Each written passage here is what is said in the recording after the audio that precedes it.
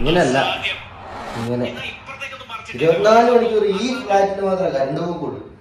എന്താ അവിടെ നിർത്തും. അത് കുഴപ്പമില്ല, 10 കൊല്ലത്തെ കേരളത്തിലോട്ടു ഇപ്പൊ തന്നെ വരും.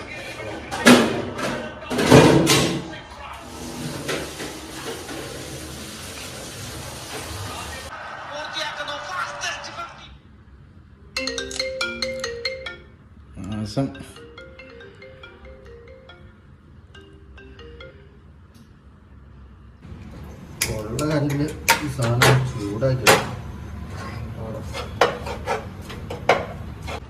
എല്ലാം പുറത്തെത്തുന്നുണ്ട്. മറിഞ്ഞ് കിടക്കും ഇങ്ങനെ. അത് നോക്കി നീ വന്നു ഫ്ലാറ്റുണ്ട്, ടെൻഷൻ അടിക്കൊന്നും വേണ്ട. നീ വാങ്ങിക്കൂടാ അത് എന്നിട്ടല്ലേ.